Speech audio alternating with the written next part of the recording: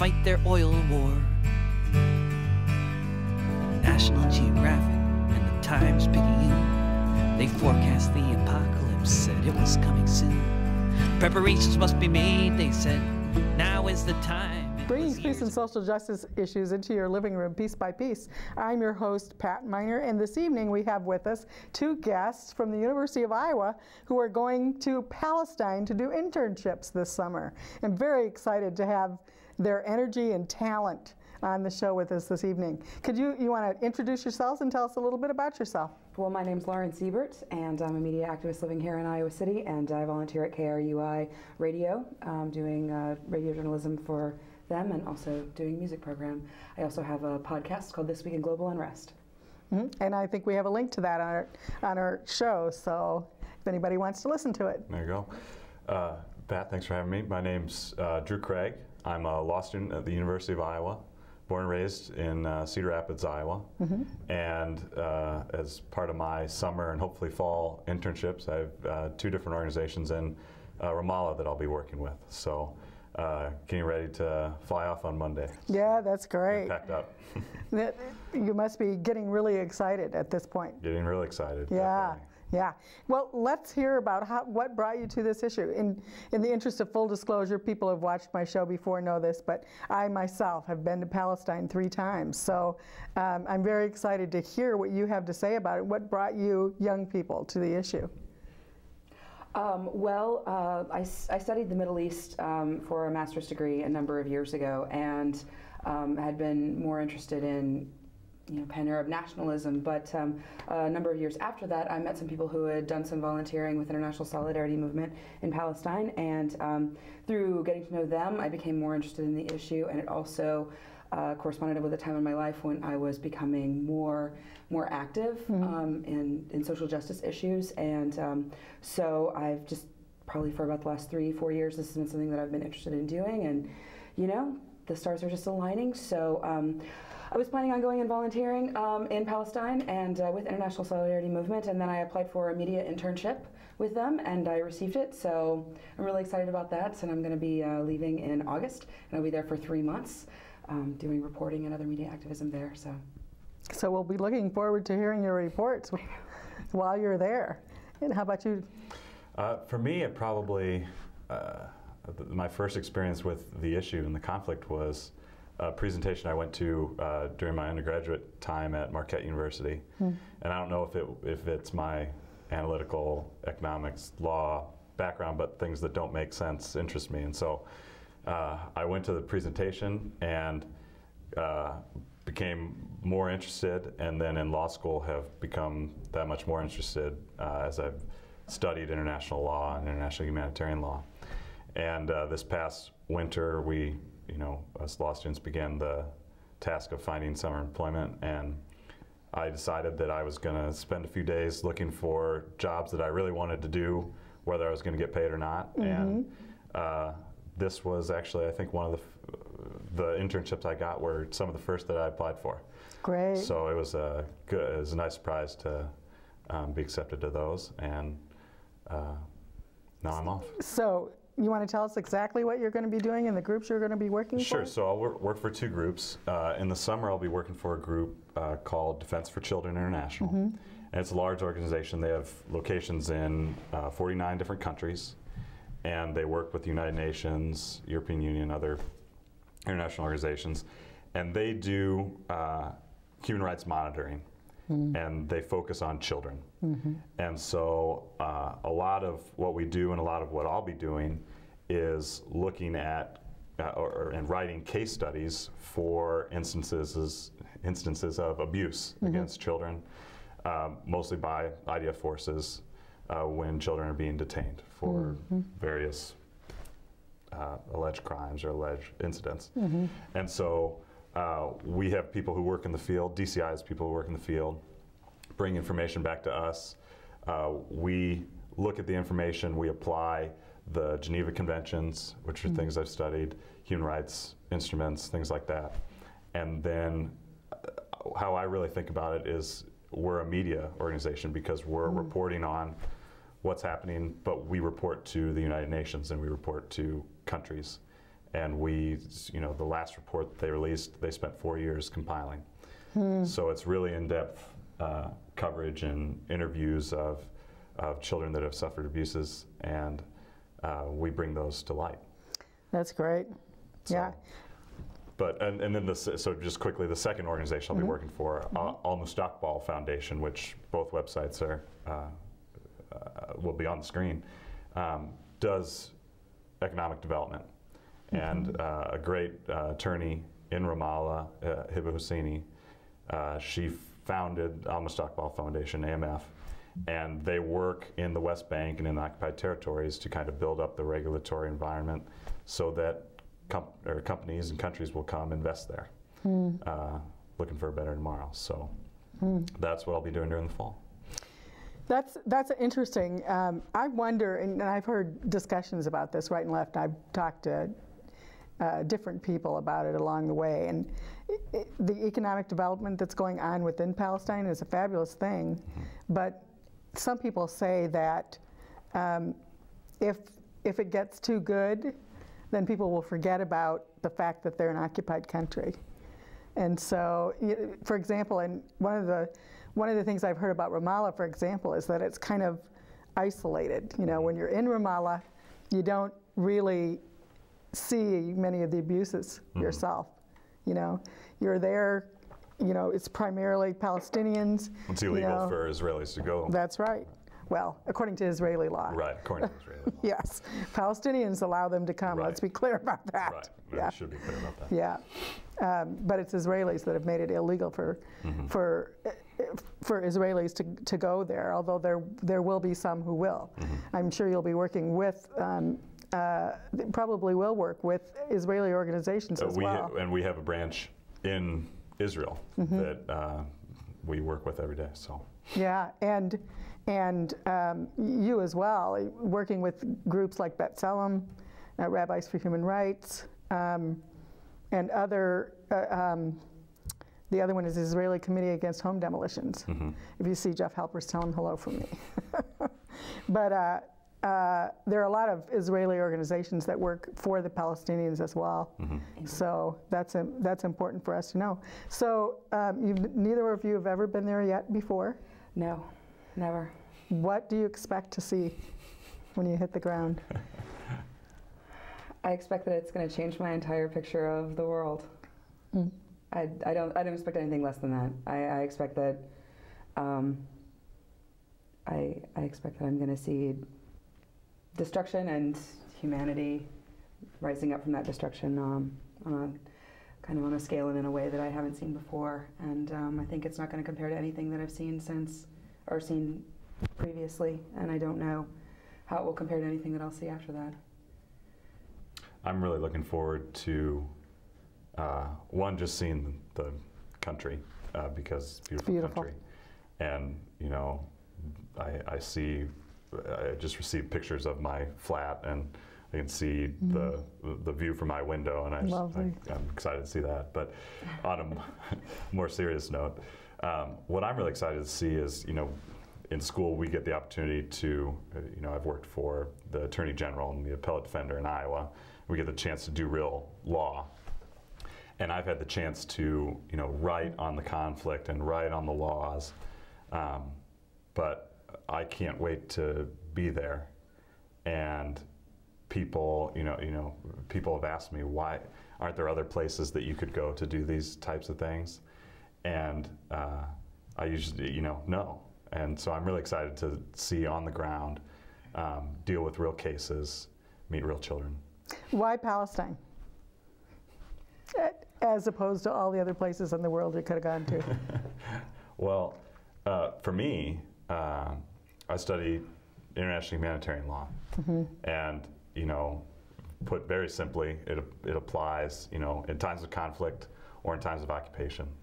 And when there's not international armed conflicts going on, which is, World War I, World War II type conflicts, the only time all the Geneva Conventions apply are during, or should be applied, is during occupation. And so that's what I tell people. I say, this is what I studied. This is where it's applicable. And so that's, aside from my interest in the conflict itself, that's why I chose Palestine. I think that Palestine is an issue that's been at the heart of much of what's happened, what we think of as history in the 20th century and coming into the 21st century, even though it's being ignored a lot in the last 12 years. But I think that, I think you guys are probably old enough to remember a time when Israeli-Palestinian conflict was something that was like on the news every night, and it sort of made it seem like it was a conflict that was happening since time immemorial. It was something that, people have been fighting since biblical times over there, and that's something that can never be solved. And that's of course not true. That there are specific moments in history. There are specific decisions that were made in the last, since 1947, since 1936, that have led to this problem. And this is a fight that I don't think that I can rest until I take part in the struggle there, and still probably won't be able to be satisfied after having taken part in the small way that I will hopefully be able to contribute. I'm sure it'll be, and that's one thing that I've thought about, how frustrating it will be dealing with, trying to work through the system and sort out the different laws that are applied for me. And so that's going to be a difficult part, I think, is because, that's one of the things that bothers me when people talk about it. They talk about it as though it's a fact, that it's just a conflict, it's a fact. Right. And that doesn't make sense to me. And so, but I understand that the reason for that, for those feelings is that it's extremely complicated. And I'm probably going to have a very difficult time with that complication once I'm there. Yeah, I think it's really interesting because, you're both going over there to work on it. You're probably pretty close to the same age. You're both young and energetic, I can tell, just by sitting here with you and looking forward to going over there. But you're looking at the conflict really from two completely different angles, because you're looking at it through the law and you're looking at it through the people.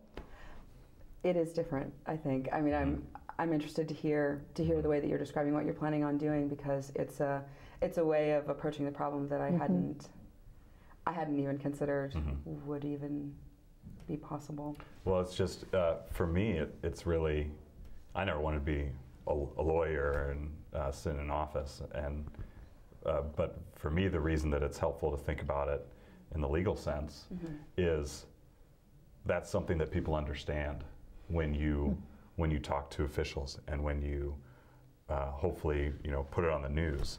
And so when a paper I just wrote about the dual legal systems in the occupied territory, and you talk about just on simple levels the difference between the laws that apply to Palestinians in the West Bank and the laws that apply to Israeli settlers in the West Bank.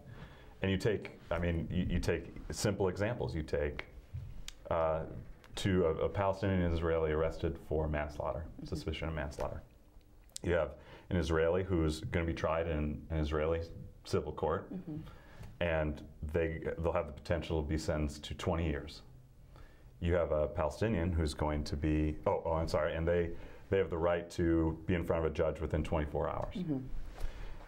Then you have a Palestinian who can be kept in detention without seeing a judge for 8 days.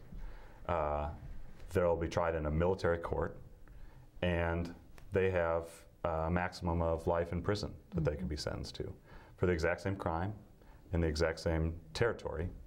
And so to me, it's a way to display the irrationality, and so that I use that kind of as a tool to make my argument.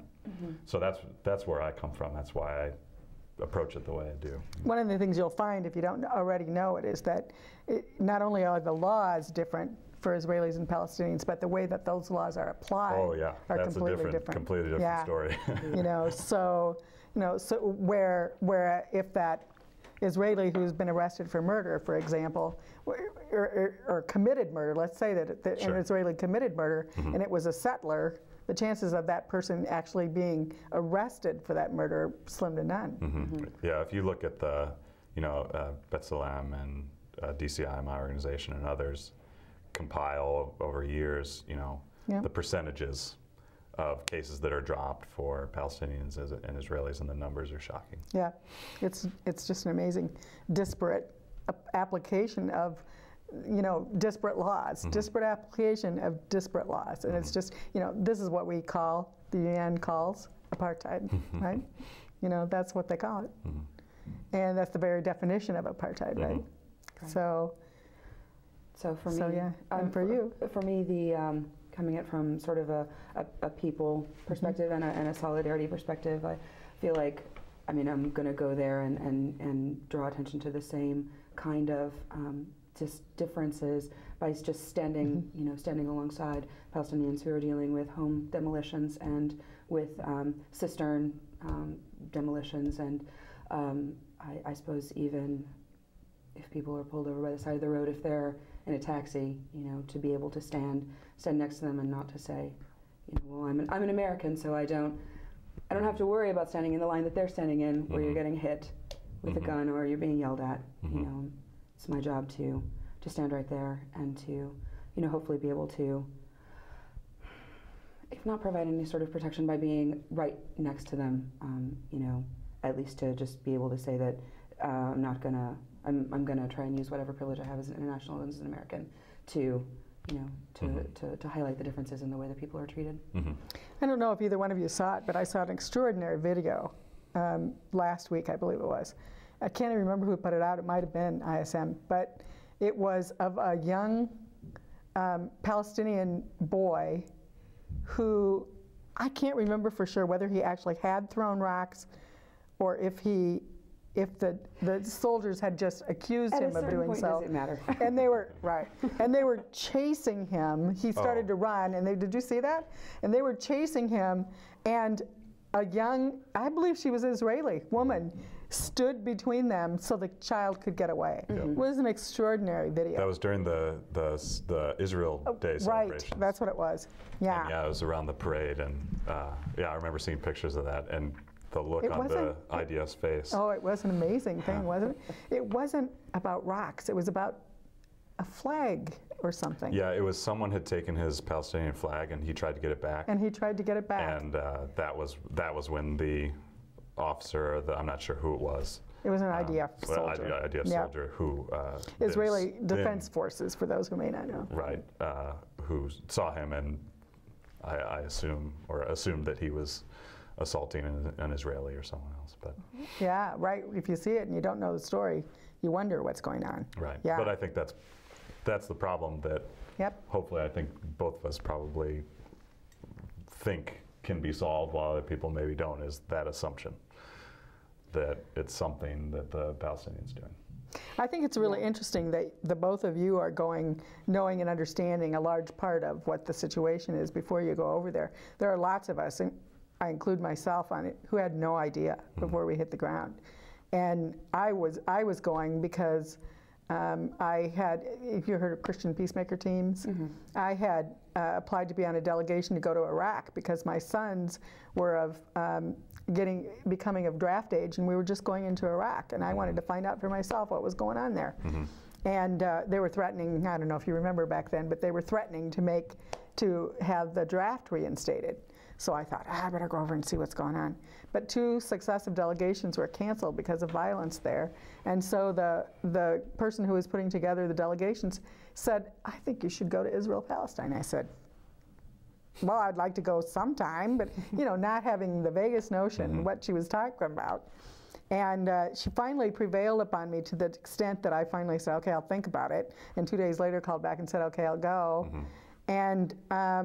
And when I got there, I hit the ground and immediately, and I've heard countless stories of other people who said the same thing. You know, it doesn't, you know, that's why, you know, we urge people to go to Palestine. That's why it's particularly exciting for me to see the two of you going, you know, even knowing a little bit about the issue, you know, and then going. It's just fabulous. You bring up a point, you know, because I know a little bit about it because I've studied it, and I try to study it. I wish I knew more, but because part of my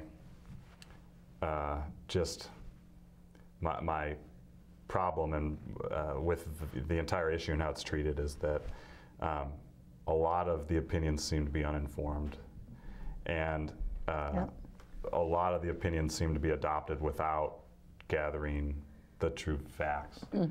And so I try to be really careful that I'm not, you know, that I check up on things that I read before I am debating it with, you know, I have Israeli or Jewish friends in law school with me, and we talk about it, and they know I'm going and they support it. But you know, I don't want to whether it's I don't want to say pro-Palestinian or pro-Israeli, but whether it's facts or stories about either side, I want to be careful that I'm not spreading that kind of misinformation or just blind adherence to one position. And so that's been my motivation for going, is I want to be able to say, no, I was there, I was on the ground, and you know, these stories from the Palestinian sources are maybe exaggerated. These stories from the Israeli sources, they're not telling you the whole story. I want to be able to tell people that and know that it's true.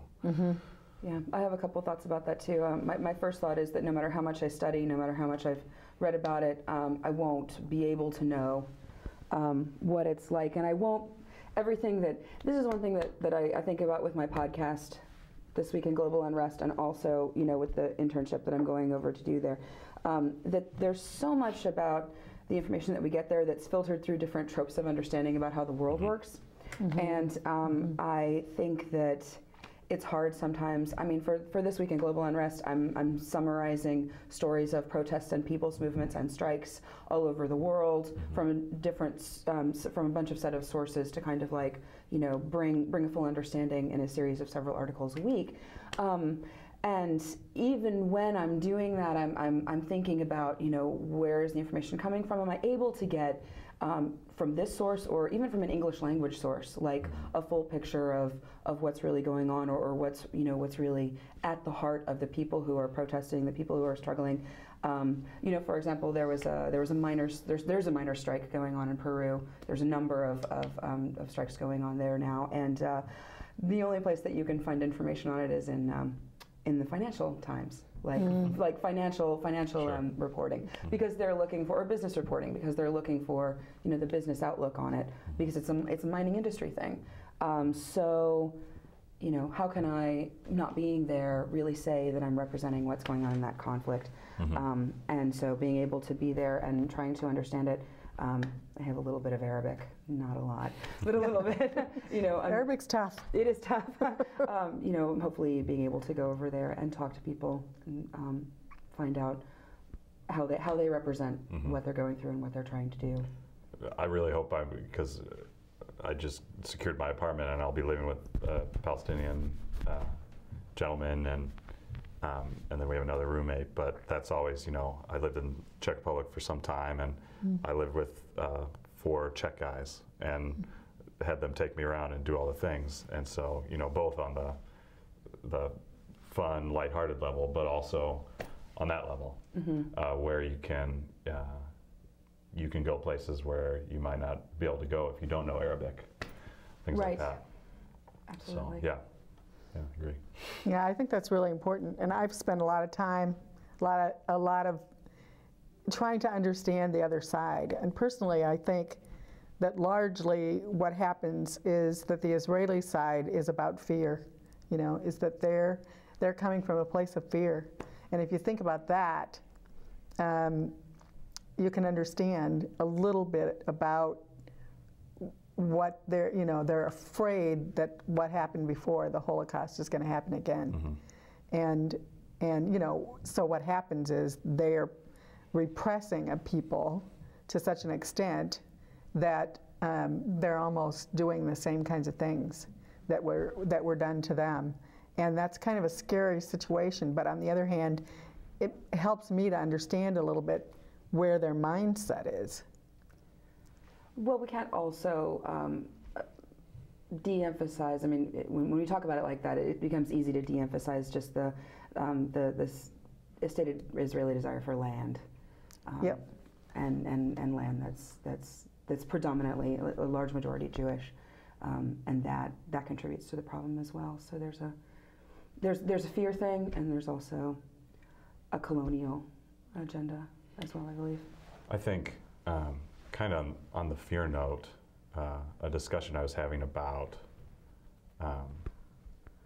with another law student about the reason for needing forces in the West Bank, and the fact that when you start going north, and you have Tel Aviv, and you have the kind of Israel gets very slim. The worry is that, that's an easy target, because if they don't have military in the West Bank, they can't detect attacks, things like that. And I think generally that's just the wrong. I don't know if I understand the argument, but I think that the approach is wrong, because I think that the way to solve that, and I think that the U.S. is guilty of this, and other countries as well, is that it's not to then protect yourself with guns. It's to change your philosophy and, through whatever it is, cooperation or agreement, just if you're respected and if you're doing it in the appropriate and a legitimate fashion, you're going to get rid of that risk. I wholeheartedly agree. I mean, I think that the atmosphere of fear is part of the problem. I mean, I think that it's distrust. Then they start. Then we. I mean, I'll put all human beings in this. When we're afraid, and then we start dehumanizing the other, the enemy, and that makes it easier to treat them as if they were less than. And I think that's wrong. I don't mean to say that I agree or I think that's the way they should act. I'm just saying I think in some ways that's where they're coming from. Yeah. And so what we need in order to turn that around, maybe, and I don't know, present them as human beings. And I think that's being tried in different areas of Palestine, in different areas of Israel. There's for example, I don't know if you guys have heard of, there's a village that's being lived in, by Israelis and Palestinians. The children are going to school together. I don't remember the name of it. I don't remember. Elias Shakur, I think, is the name of the guy who started it, but I don't remember the name of the town. And it's one example of the kinds of things that are happening. There are other joint efforts. The combatants against violence, I think is the name of the group, are Israelis and Palestinians who partner. These guys are mostly men, are former IDF soldiers and what Israelis would call Arab terrorists. And they have learned that isn't the way to go. So there are some efforts to dispel that kind of fear and that kind of misunderstanding of each other. It is definitely possible, for individuals to get along, and you can see the points in the individual interactions between people where there's moments of hope about how this can be solved. It's just the structural violence of the reality of occupation that makes such a challenge, and makes it, I don't know, has such an impact on the individual lives that makes that harder to accomplish. And part of it's become institutionalized, and that's part of what you're all about, right? Right, and that's what I'm all about, and that's a little different thing, similar reasoning though. Institutionalized, I'm going to work with children. And I talked to, one of my buddies told me to go to, I'm not going to remember the city now in Israel, but where they have the large indoor playground. I don't remember either. I can't remember the city. But so I was talking about, I think maybe I was writing a grant application. I was talking about my interest in human rights law. And is talking about, we're raising Palestinian children.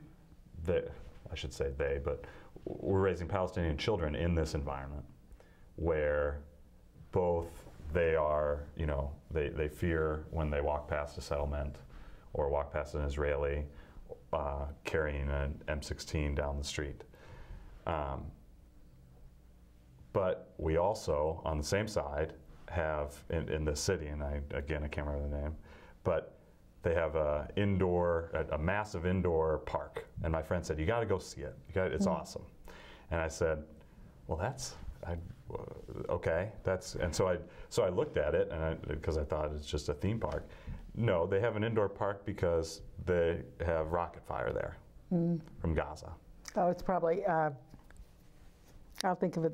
Yeah, I'm sure we'll think of it. But so I guess my point is that institutionalized both from the legal perspective, but also from just engendering generations and just teaching them from a young age that it's a fact to fear the other side. Absolutely. So. Yeah. I mean, I think that's definitely true. And, it's seeing 19 and 20-year-olds walking around with M16s is one thing, but we were they had the CPT, Christian Peacemaker teams, when we visited, had an apartment at the time in Hebron. They don't work out of Hebron anymore, but when I went the first 2 times, they had an apartment in Hebron that was right next to Shahada Street, and that's the street that has been closed off because the Israelis have a settlement there. And as we were walking out of the apartment one day, there were some young Israeli children standing there. So one of the men we were with was a pastor, and so he walked up to these Israeli kids and started talking to them. And I don't know whether they didn't understand English or whether they were just taught to be afraid or whatever too, but they didn't say anything to him. And when they turned around to leave, we could see that the oldest child, I'm 14, 15 years old, carried an M16 on his back. And then we turned around to leave and we heard this, and I didn't know that it wasn't that gun going off. The oldest child who was the settler, or the oldest? The settler, yeah. It turned out that what he'd done was throw a rock, and I was just like, oh yeah. Well, I didn't find out until we were well out of the area that the rock was as big as his head. So it was a large rock that he had thrown. So, that's the only incident, the only time that I was at all. I wasn't really worried at the time because I didn't realize what was actually happening, but that we'd had any kind of violence whatsoever. Hebron has a very, incendiary history. Is that the reason why CPT isn't working out of there anymore? No, they're not working out of there anymore because Operation Dove, is it Italian, or I think it's an Italian group, is working out of there. Okay. So they just decided, and then there's a TIPA, another organization that works out of there now, an international organization. So I think they just decided that their job would be better done elsewhere, and I think they're working in Jerusalem, and maybe they have an office in Ramallah, I'm not sure. And, oh, wait a minute, it's not Hebron that they're not working in anymore. Okay. They were working in a little bitty town, a little village south of Hebron called At-Tuwani. I don't know if either one of you have ever heard, but it's an area, you were talking about children. Yeah. This is an area where the children had to walk past, and you may know this from international law, they had to walk past a settlement, and they were being attacked every time they walked past the settlement. So then they sometimes would have to take another route that was miles and miles out of the way. And finally, the CPT got involved. That's why CPT got involved. They were asked to come and walk with them. And finally, the Israeli government said, no, you can't do that anymore. And they're saying, somebody has to protect these children. So the courts said that the soldiers had to come and protect the children. But the problem is that sometimes they didn't show up, sometimes they didn't get there till late, you know, and the children are they need to go to school, you know. So they stayed on for several years after that even, but they were only allowed to walk the children so far, and then the soldiers were supposed to pick them up and go with them the rest of the way. And anyway, they've moved out of that area, and Operation Dove is just working out of Tewanee now. If you get a chance to go down to Tewanee, it's an amazing little town. I mean, it's just a village. They've recently put up, I think, solar panels, so they actually have electricity for part of the day. But when we were there, they had nothing, you know, so no power, cell phone towers, so they had cell phones, and that's about it. That makes me think it's related, but a little bit different.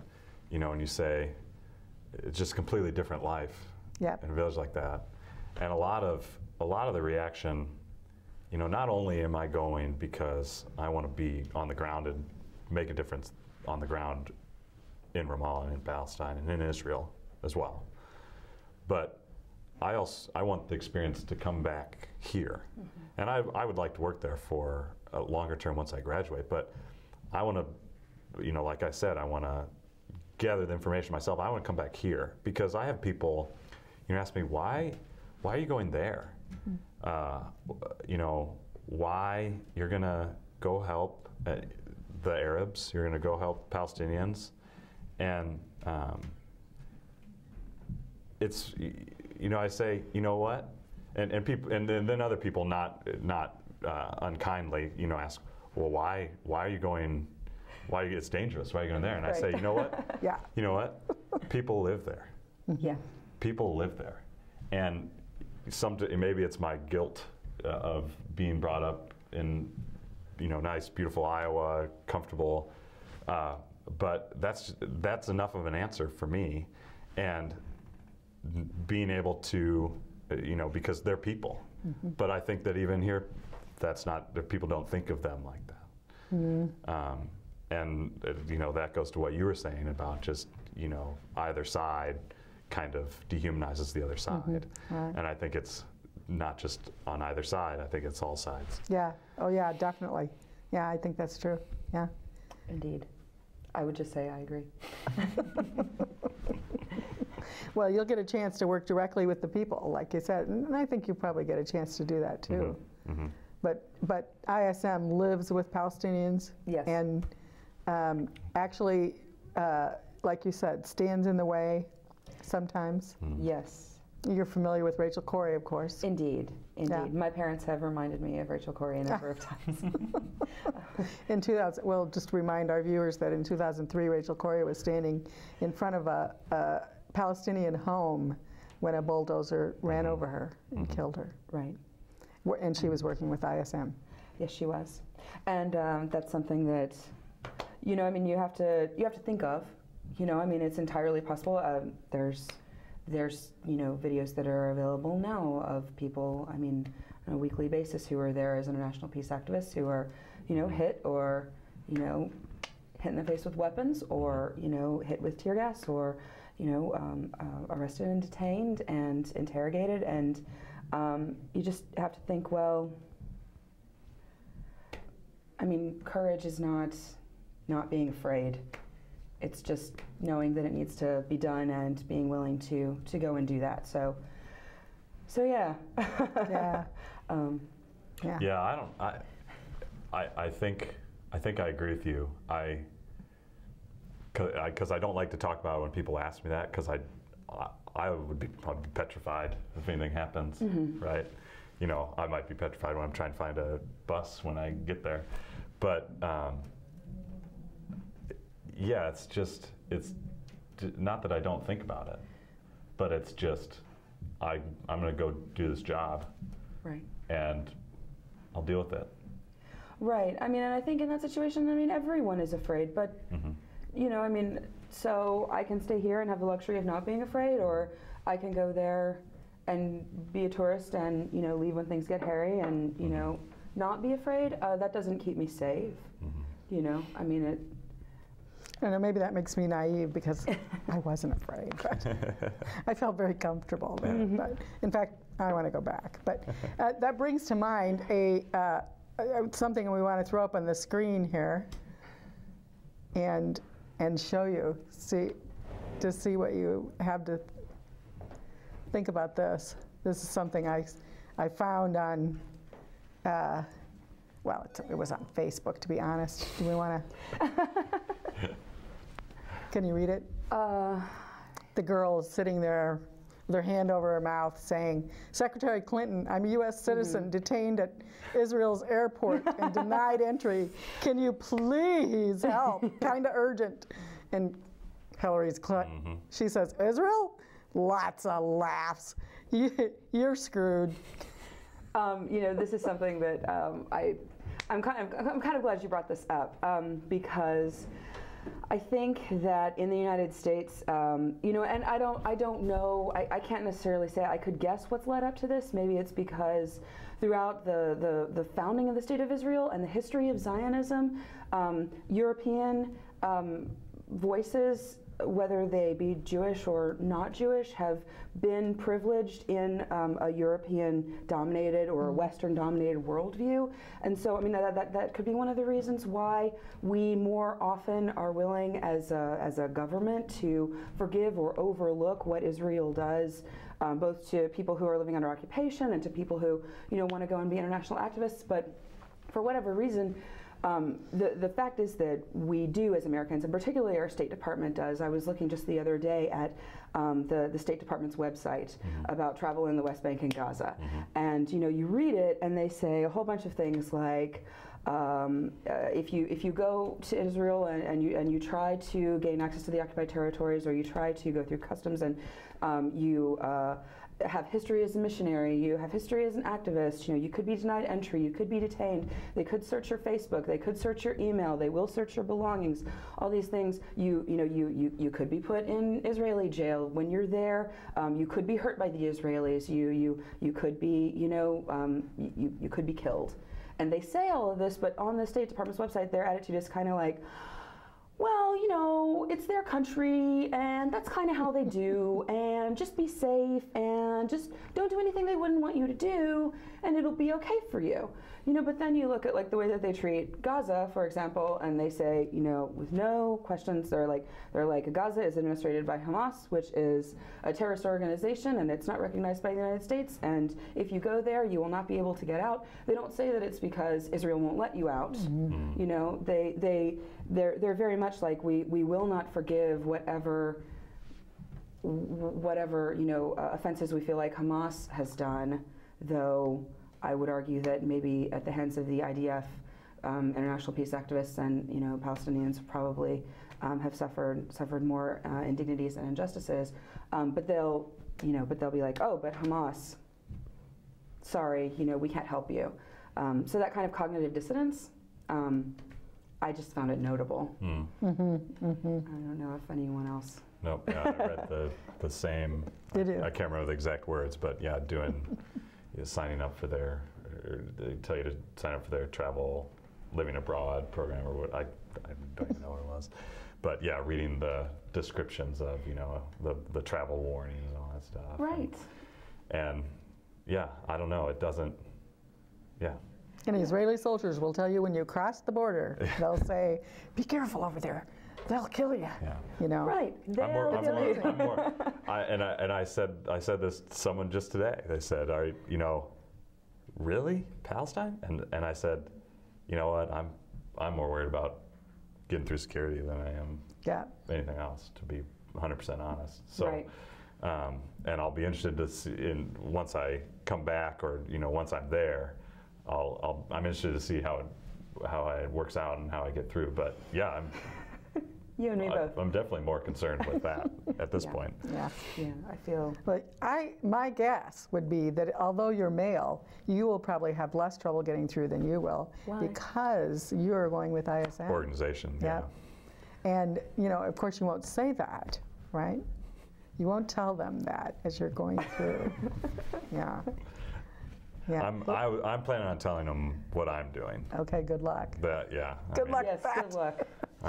What we told them was that we were Christians and we were going to visit Bethlehem. So, you know, that's why we were in the West Bank, right? You know. We'll see. Yeah, good luck, seriously, good luck. Yeah, same to you. Thank you. I can let you know since I'm going. You're going Tuesday, first, I'll let you right. know. We'll be over there together, actually. We should get some coffee. Yeah. Yeah, exactly. And I can put you in touch with an international attorney if you haven't heard of him already. His name is Jonathan Katab. There you go. I had one of my professors, he said, you know, if you have any trouble. Oh, actually, is it Adrienne West? Do you know her? No, I know Adrienne. She's been helping me. Yeah, with some she other knows things. Jonathan, so. Okay. But a different professor had said, you know, email me. You have any trouble? I know the old head of the Arab League. So there you go. Okay. Yeah, you got it. I'm not sure if that'll help with Israel, but. But another situation, I don't know, I was thinking about this a while ago, and I don't know if this is the type of situation you'll be dealing with, but actually it was a friend of a friend when he went over there, except that now I know him better, because what happened was Ahmed went to, a year ago, not this past winter break, but a year ago winter break, went home to the West Bank, and as he went to board the plane to come back here, he was pulled off the plane and told that his visa had been canceled. And he's still sitting in Amman, Jordan to this day. He Really? was flying from Jordan to Israel? Here.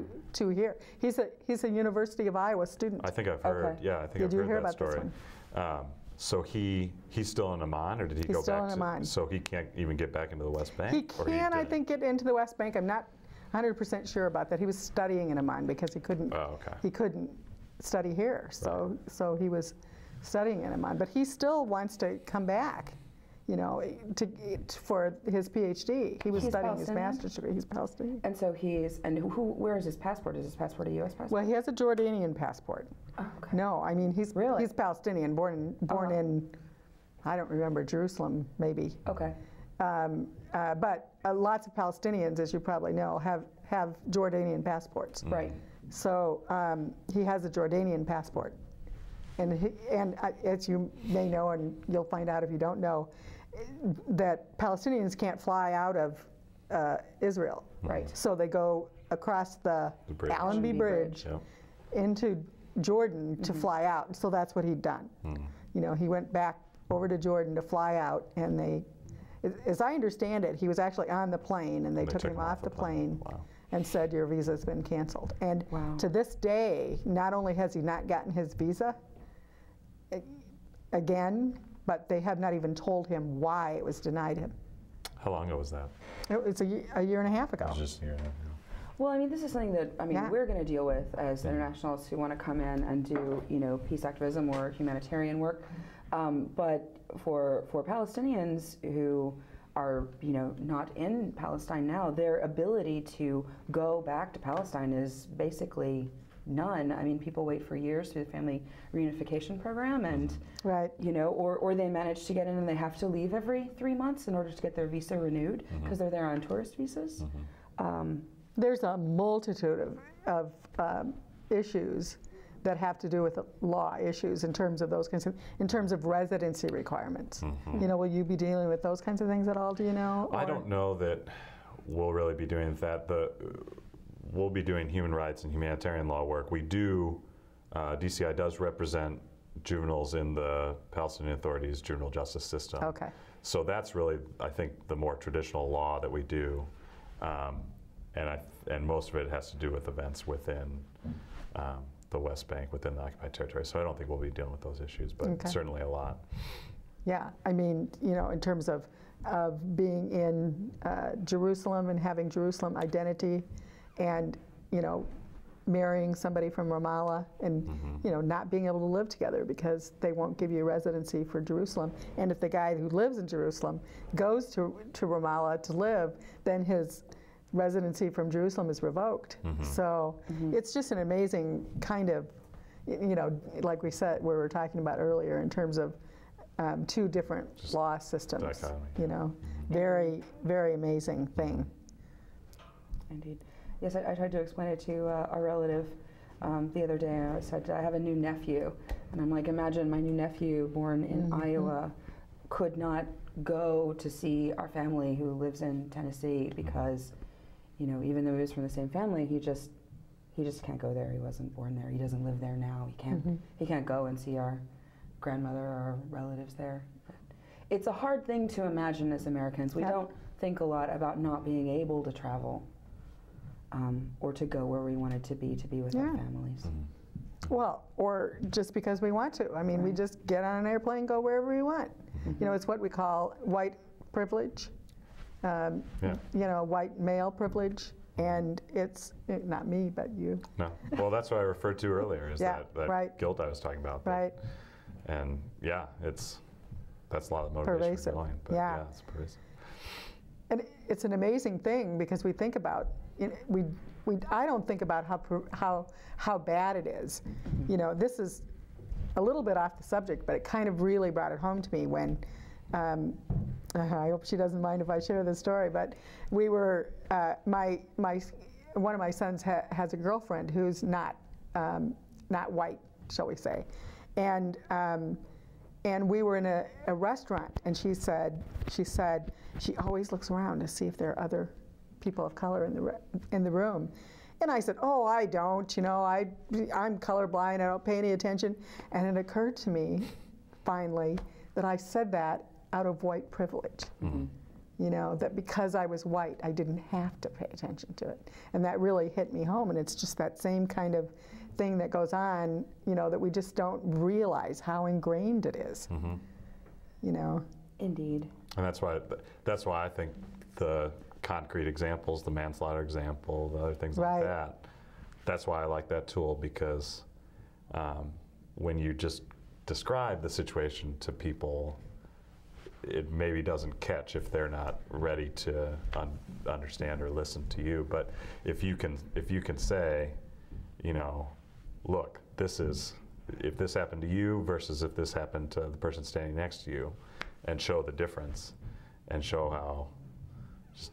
You have to really bring it down, like it's to make it really simple. The settlement issue is another one that's extremely difficult for people to understand.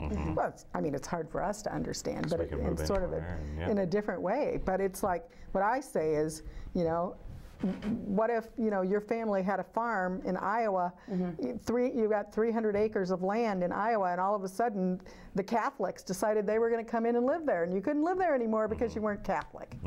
Well, and you talk about, you know, working with children, that there are children who need to cross multiple checkpoints in order to go into one closed-off area to another closed-off area in order to just get to school. I mean, I'm curious. I don't know if you said before, and I didn't hear how you became interested in working with children. You know, that was really just part of what I said about, and I didn't say it like this, but starting from the ground up, because I think that it's very slow, but it's easier to, you know, teach children and, you know, show children correctly, or, you know, the truth, rather than change minds. As we said, it's very difficult, and that's obviously we're going to try to do both. But that's aside from the fact that I just like kids, but they're kind of that's cute. what I was going to do. They're okay sometimes, but yeah, no, and kind of off what you said, I remember it was, I can't remember when it was, but after having a discussion or something, I took a map of the United States, and you know, we always see the you know, the 46. 48, 51, 67, kind of the change in possession and ownership, and just for my own benefit, did a U.S. map of that for, you know, the Catholics coming in, or whoever coming in, and, you know, it's an entirely different situation, but it's interesting to see that, okay, so one year they took the entire West Coast, and you know, in 1967 we had 5 states left, or whatever it happened to be, or but it's an interesting visual, and it's just simplified and interesting. But yeah, it would be interesting to see that. Yeah, and what I've heard Palestinians explain it as it's like we have a pizza and we're arguing about who's going to eat the pizza or how much of the pizza we're going to get, while all the time the other guy's eating the pizza. Yeah.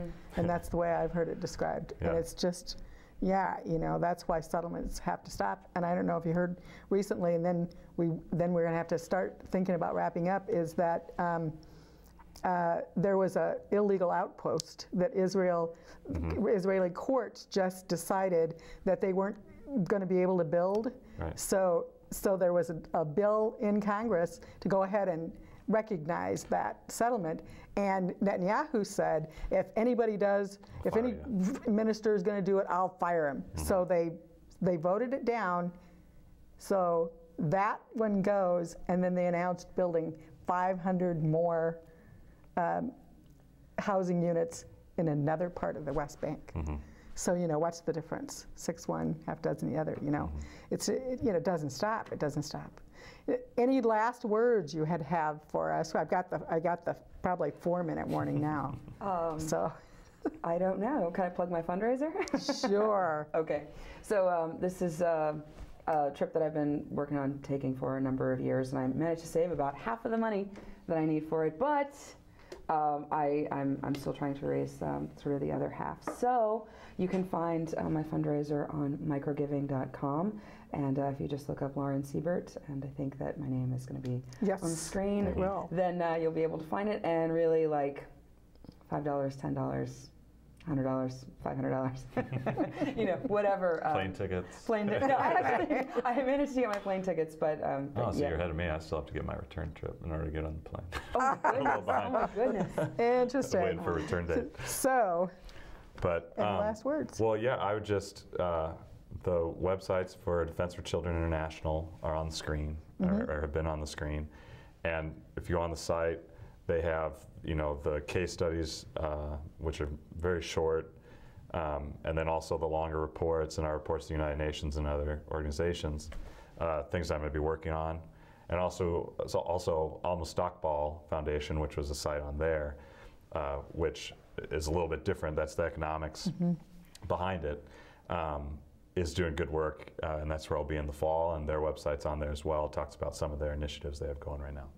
Well, I hope to have you both back when you get back from your different trips in Palestine. It sounds like maybe you're thinking about coming back about the same Probably time. at the same time. Probably about the same end of the year. So in December. maybe So we I'll be can think back. about having you back together again. Sure. Wow. Keep in touch while you're Yeah, we'll have to while you're there, and get let us know what's going on. And while I'll be gone, I'll also be posting updates for my podcast This Week in Global Unrest. good. That's what I So, was hoping. Yeah. Yes. That you would I'll be doing other that. media reporting, but also doing This Week. in I'm Global getting the high sign that we're out. So thank you very much. I appreciate Thanks, it. Pat. To fight their oil war. National Geographic and the Times Picayune, they forecast the apocalypse, said it was coming soon. Preparations must be made, they said. Now is the time. It was years ago they shouted. Inaction was a crime. They said the dikes must be improved and the wetlands must be saved. But Washington decided instead they should be paved. 'Cause malls were more important than